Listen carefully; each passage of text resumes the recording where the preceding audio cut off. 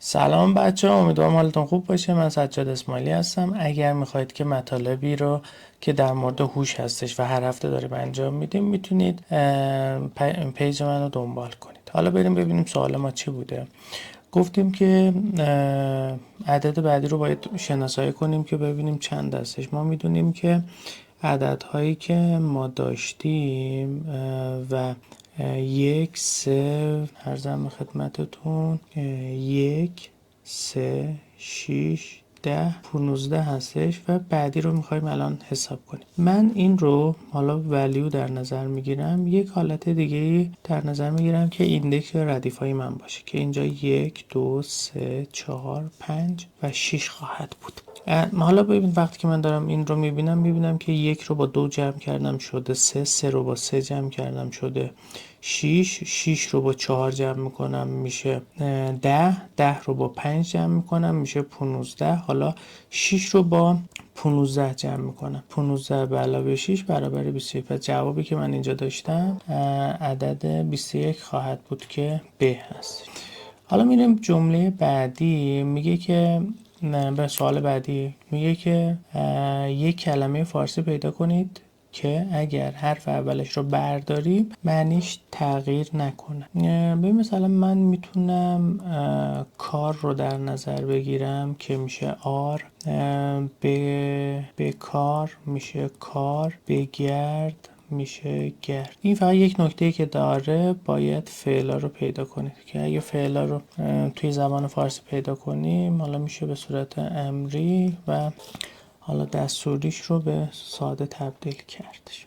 سوال 3 ما اومده بودیم گفته بودش که در یک اتاق سه تا چراغ داریم و 3 تا کلید داریم که شما یک بار میتونید وارد خونه بشید، وارد اتاق بشید، ببینید که اون چراغ ها مال کدوم یکی از ارزم به خدمتتون کلیدا هستش.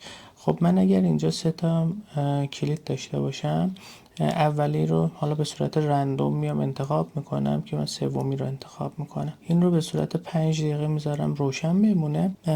به فرض مثال این روشن درست شد. تو مرحله اول این کار رو انجام میدم.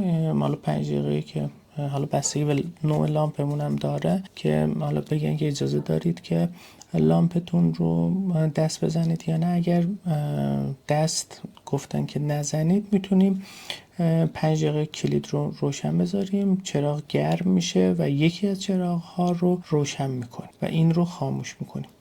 و وقتی که خاموش میکنیم یک چراغ دیگه ای روشن میشه، یعنی این چراغ ما خاموش میشه، یه چراغ دیگه حالا به صورت رندوم روشن میشه.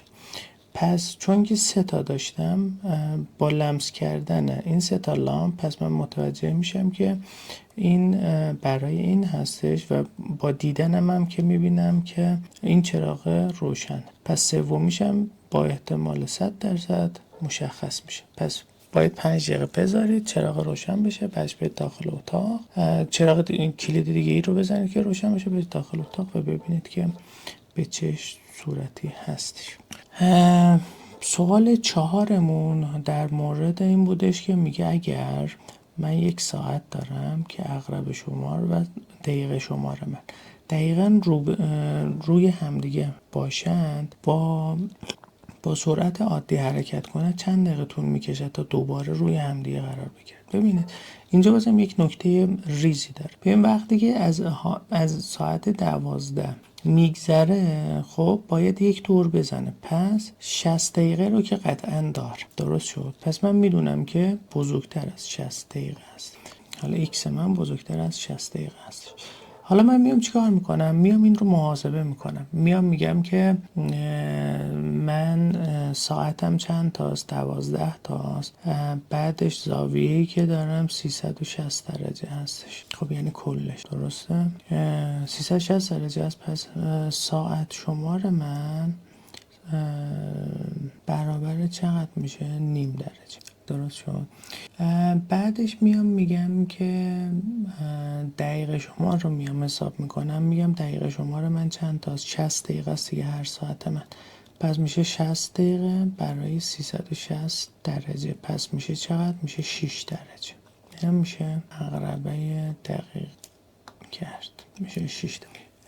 بعدش اختلاف ساعت هایی رو که میخوایم به دست بیاریم رو میایم حساب میکنیم، میگیم آقا یعنی چی؟ یعنی اگه مثلا 5 دقیقه حرکت کنه چقدر دقیقه شمار ساعت شمار ما تغییر کرد. خب پس من میام اختلاف سرعتش هم اینجا حساب میکنم. پس میگم اختلاف سرعت من، خب حالا بر حسب درجه میشه 6 درجه منهای نیم درجه برابر 5 و نیم درجه. درست شد. پس حالا زمانم رو من میخوام حساب کنم که زمانم میشه 360 درجه تقسیم بر همین 5 و نیم درجه میکنم که تقریبا برابر هستش با 60 بکنم چقدر 65 درجه دارم 65 درجه. پس تو سوال دومی تقریبا برابر 65 درجه بود. خب سوال بعدی که سوال پنجمونه میگه معماری تصور کنید که یک مکعب روبیک دارید. این مکعب رو تو ذهنتون به 2 قسمت تقسیم کنید. حالا چند تا وجه داره، از هر نیمه قابل مشاهده هستش. خب اگر من بیام همین روبیک رو به دو قسمت تقسیم کنم، هر نیمه همچنان 6 تا وجه داره، یعنی هیچ تغییر روی ماهیت دیگه من ماهیت وجه های دیگه نمیکنه. یعنی فقط اگه من به فرض مثال مکعب اینجوری بوده، اینو به 2 قسمت تقسیم کردم، پس دوباره بازم برابر 6 تا وجه داره دیگه. پس اونجا هم الف هست. مرسی از شما، مرسی از اینکه وقتتون رو گذاشتید. به امید دیدار، خداحافظ.